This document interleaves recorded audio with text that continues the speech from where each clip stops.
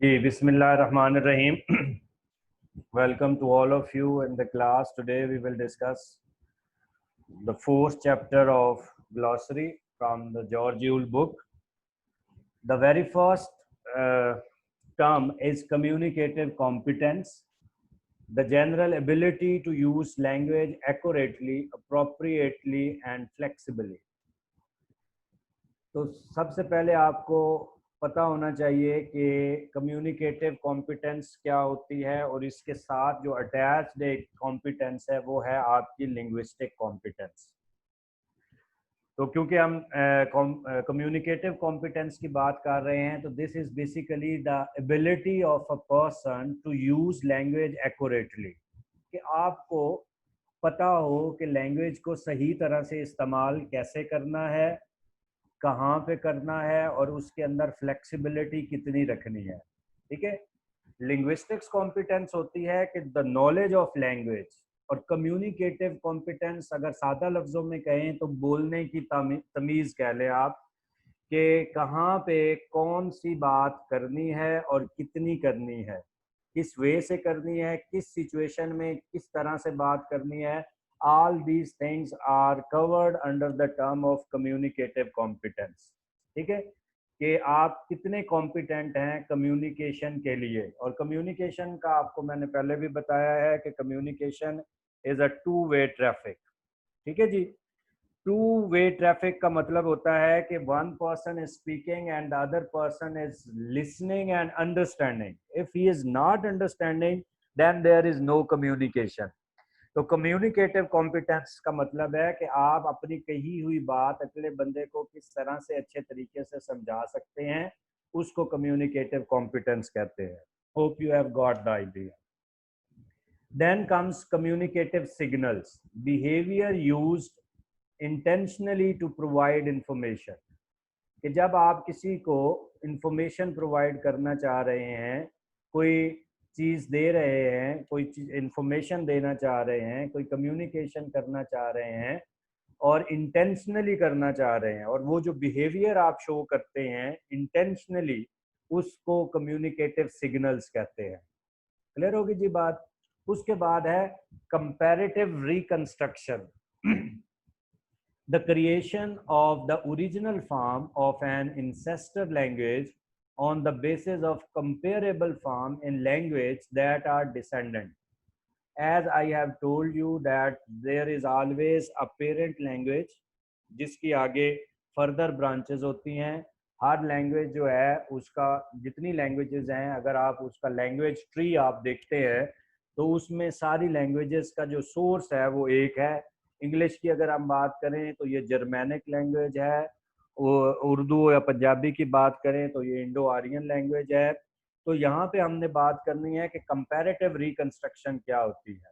ठीक है, इसमें हम करते क्या है, the creation of original form of an ancestor language, जो आपकी सुपर ऑर्डिनेट लेवल पे लैंग्वेज होती है, उसकी उसकी creation on the basis of comparable form in the language that are descendant, जो उसके नीचे हैं। एक आपकी सुपर ऑर्डिनेट लेवल पे लैंग्वेज है, एक आपकी जो है वो निचले लेवल पे है।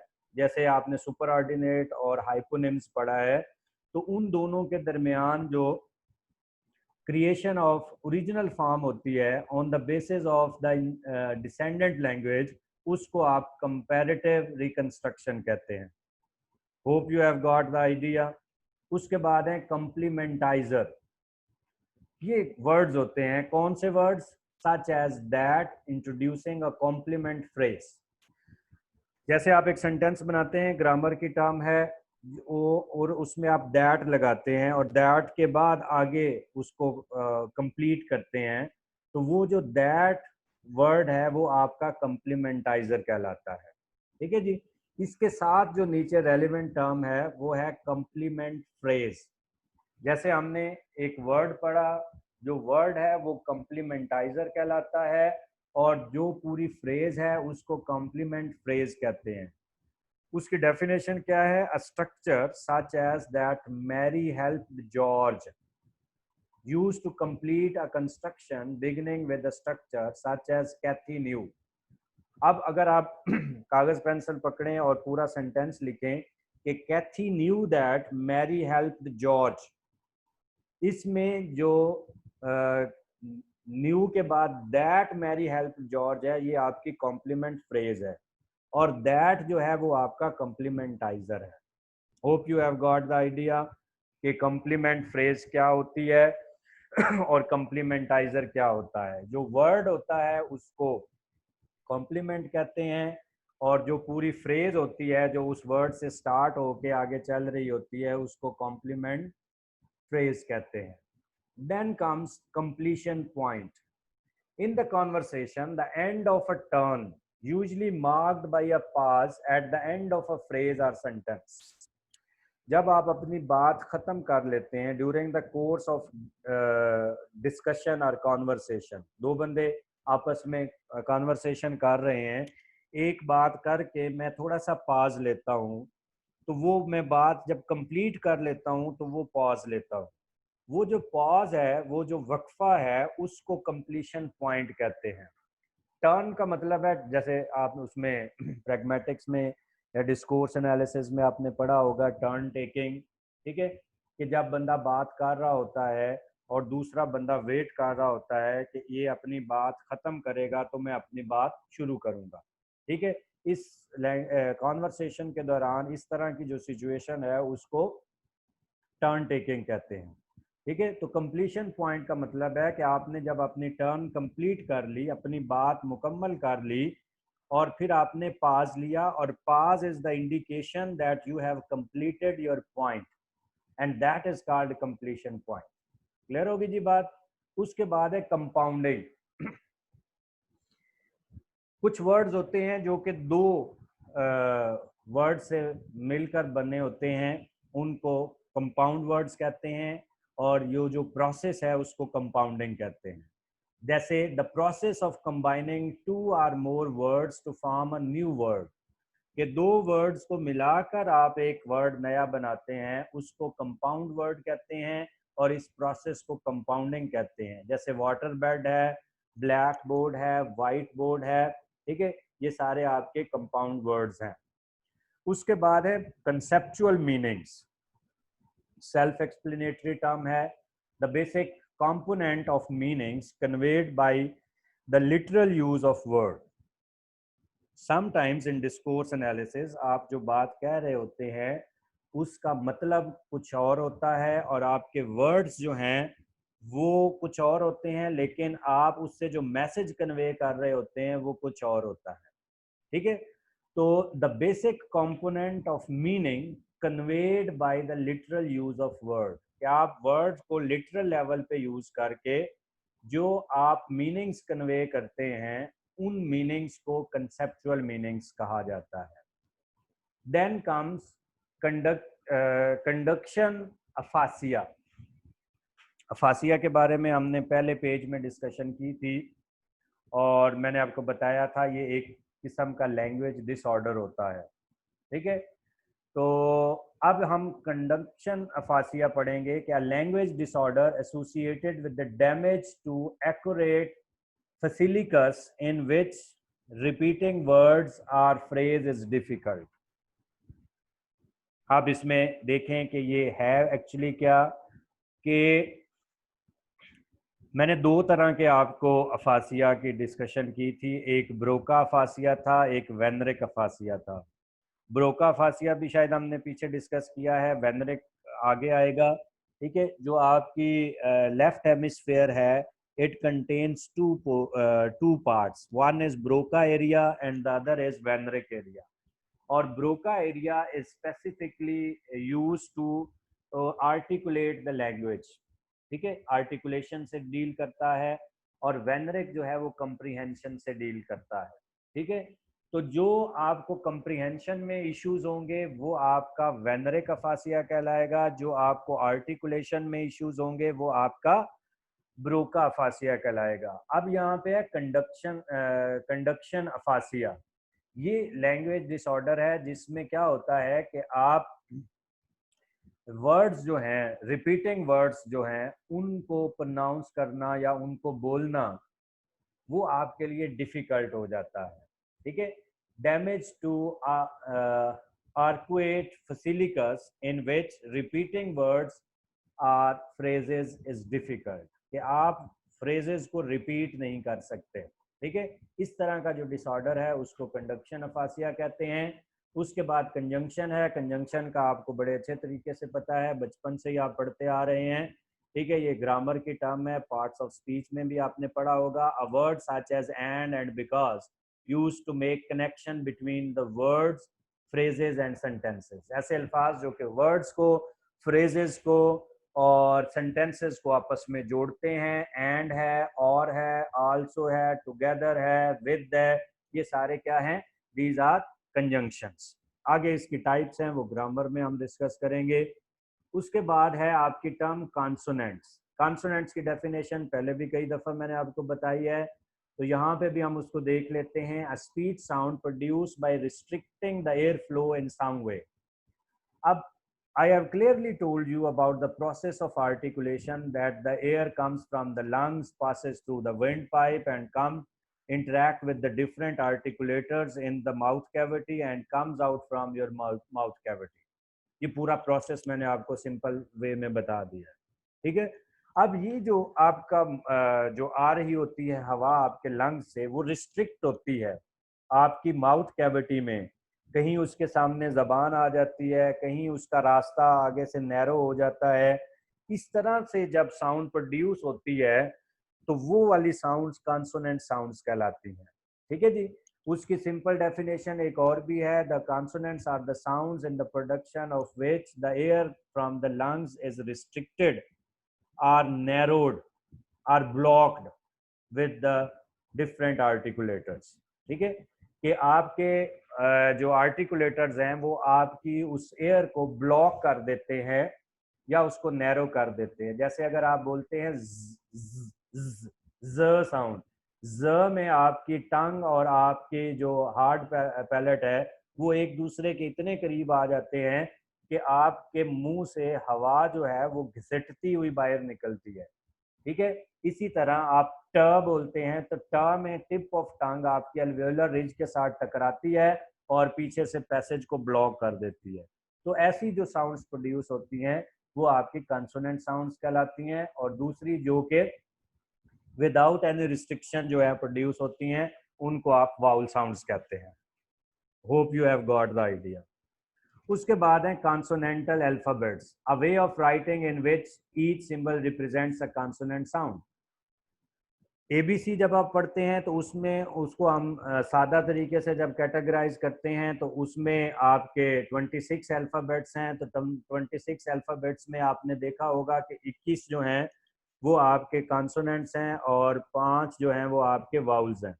तो वो जो सिंबल्स हैं, जो 21 सिंबल्स हैं, ठीक है, जो कि कॉन्सोनेंट साउंड्स को प्रेजेंट करती हैं, जैसे ब, बी है, सी है, डी है, ठीक है। ये मैं अल्फाबेट्स की बात कर रहा हूँ, साउंड्स की नहीं कर रहा।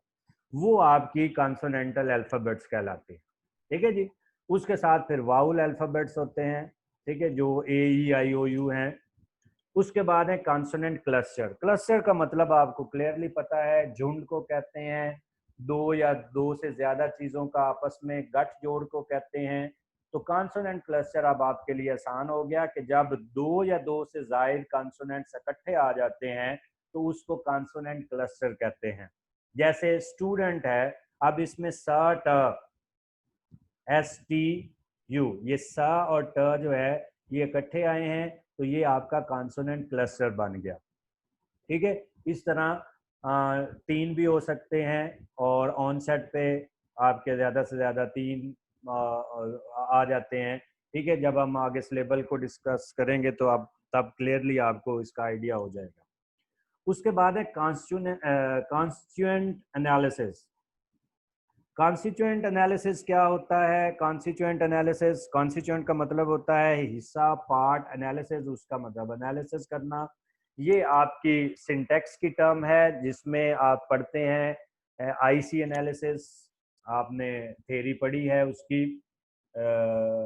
If I am not mistaken Bloomfield की थ्योरी है आई थिंक, ठीक है। उसमें वो क्या बताता है कि कॉन्स्टिट्यूएंट को कैसे एनालाइज करते हैं। a grammatical analysis of how small constituents or components go.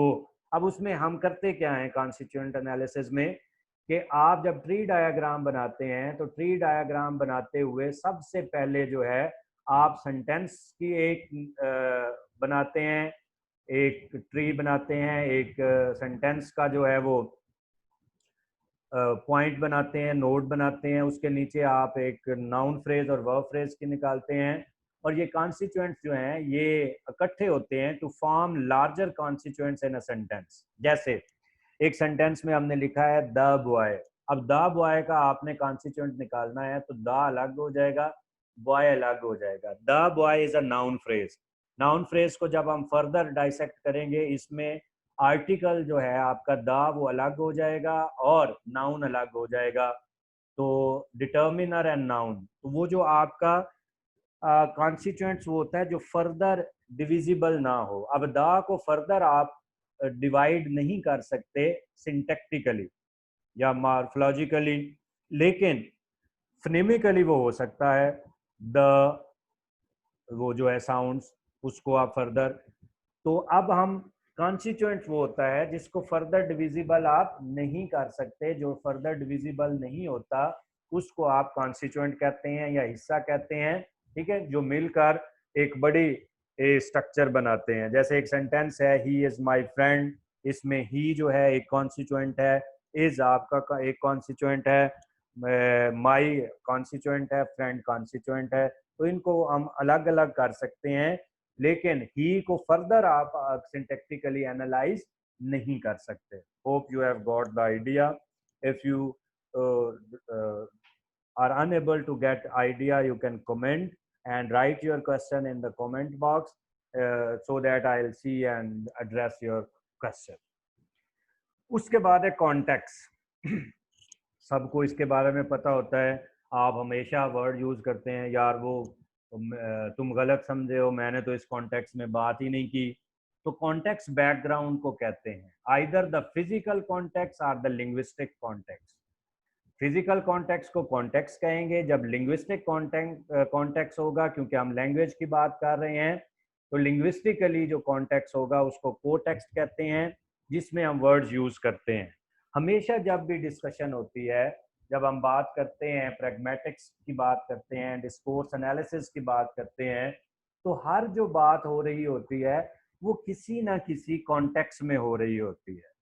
अगर उस बैकग्राउंड का आपको नहीं पता तो आपको पूरी बात समझ नहीं आएगी। तो इसलिए before going ahead you should know the context of the whole discussion. कहाँ कहीं पे बात हो रही है, आप आके रैंडमली वहां पे बैठ जाते हैं तो फॉर द टाइम बीइंग आपको समझ ही नहीं आएगी कि चल क्या रहा है।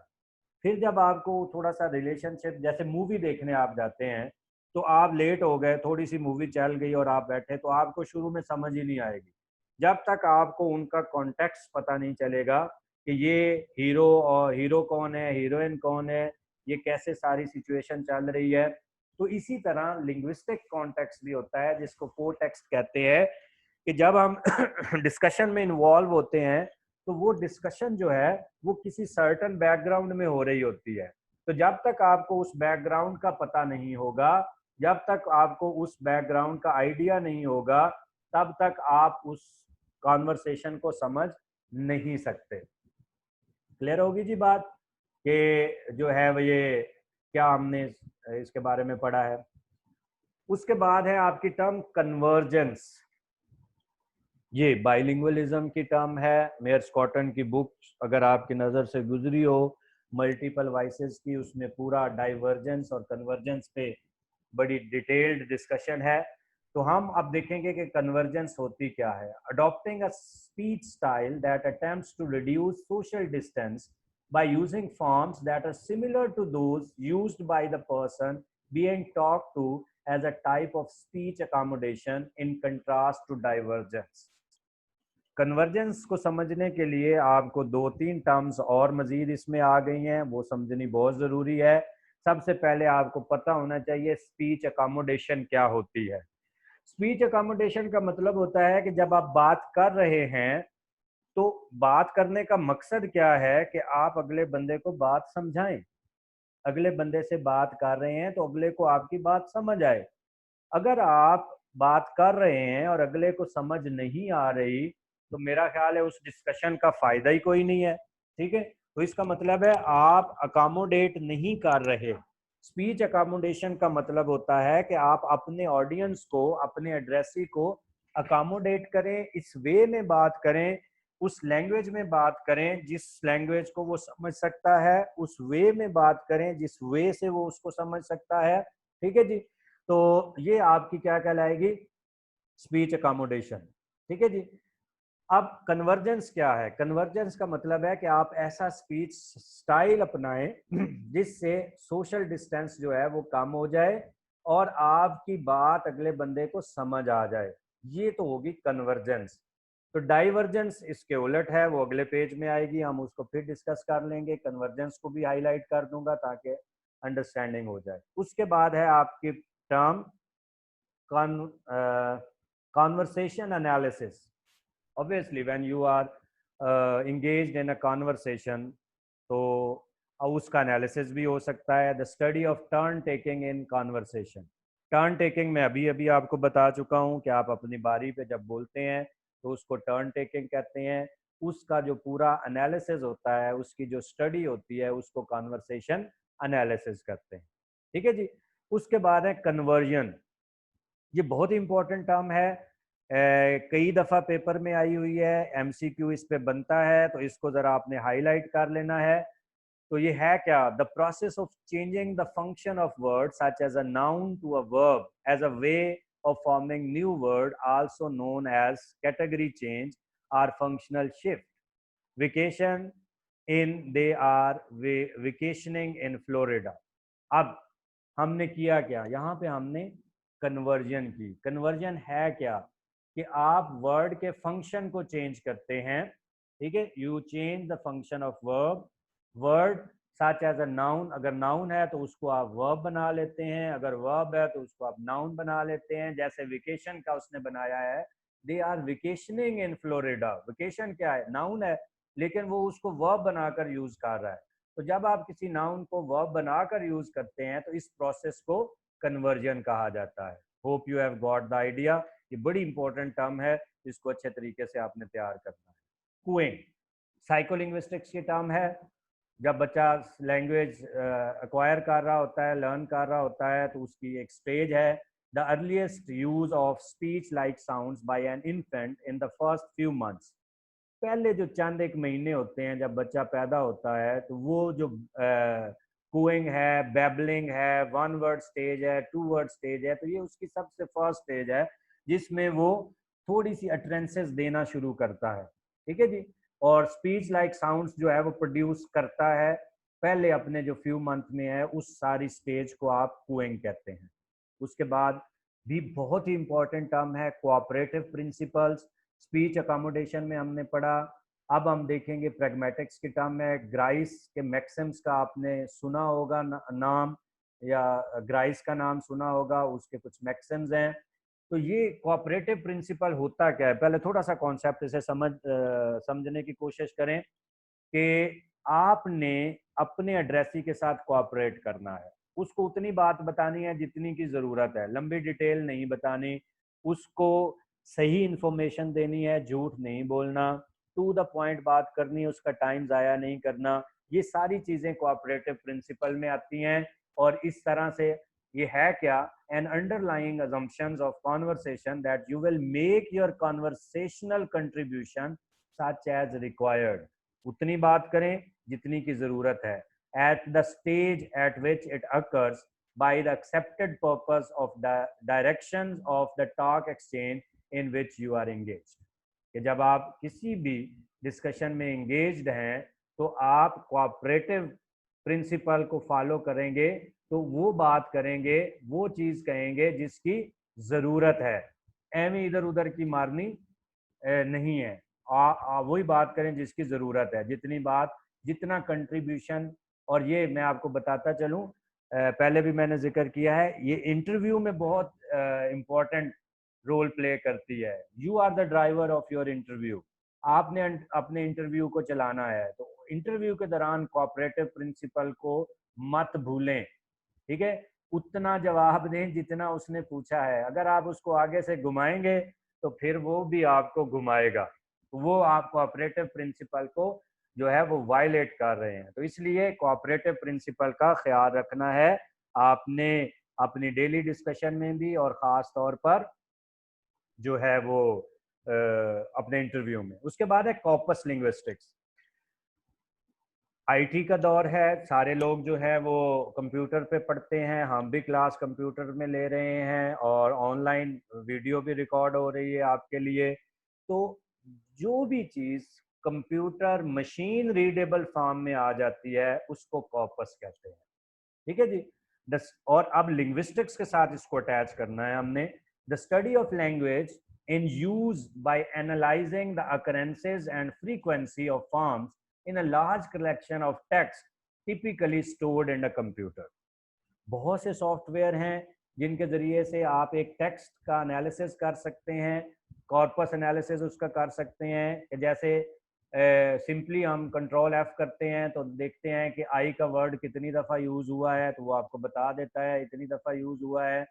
तो जब आपकी लैंग्वेज जो है कंप्यूटर में इस तरह से स्टोर हो जाए कि आप उसकी फ्रीक्वेंसी निकाल सकें, अकरेंस की, वर्ड्स को आइडेंटिफाई कर लें, तो उस ये सारी चीज़ें किस में हम डील करते हैं, कॉर्पस लिंग्विस्टिक्स में। क्लियर होगी जी बात। उसके बाद कोटेक्स्ट है। अभी हमने कॉन्टेक्स्ट पढ़ा और अब हम कोटेक्स्ट पढ़ रहे हैं। पीछे ही मैंने बता दिया था जो लिंग्विस्टिक कॉन्टेक्स्ट होता है वो कोटेक्स्ट कहलाता है, इसलिए मेरा ख्याल है इसकी इतनी एक्सप्लेनेशन की ज़रूरत नहीं है, फिर भी मैं पढ़ देता हूँ। The set of other words used in the same phrase or sentence also called the linguistics context. Countable, ये आपने उसमें ग्रामर की भी एक टर्म है जिसमें काउंटेबल नाउन्स और अनकाउंटेबल नाउन्स हैं। ये ग्रामर की टर्म है। Type of noun that can be used in English with a and the plural, जैसे कप है तो टू कप्स आ गया, in contrast to non countable, ठीक है। जो काउंटेबल हैं, दूसरा आसान लफ्जों में देख लें कि ए, आ और एन जिनके साथ लगता है, ठीक है, और उनको आप जो है वो काउंटेबल कह सकते हैं। ऐसी टाइप ऑफ नाउन है that can be used in English with a and the plural, ठीक है जी। जो नॉन काउंटेबल नहीं होते वो जो है वो काउंटेबल होते हैं, जिनको गिना जा सके दूसरे लफ्जों में, ठीक है। नेक्स्ट जो टर्म है that is very very important, covered Prestige. Covered को याद रखने के लिए कवर का वर्ड यूज हुआ है। कवर का मतलब होता है किसी चीज को ऊपर से ढांप लेना, हाइड कर लेना। तो कोवर्ट को आप हिडन की फॉर्म में अगर आप समझने की कोशिश करेंगे तो आपको समझ आ जाएगी। प्रेस्टीज होता है किसी भी लैंग्वेज की ये इज्जत, उसका वकार, जो कि उसके स्पीकर्स बनाते हैं, ठीक है। तो कोवर्ट प्रेस्टीज क्या होती है, hidden prestige of a language, ठीक है।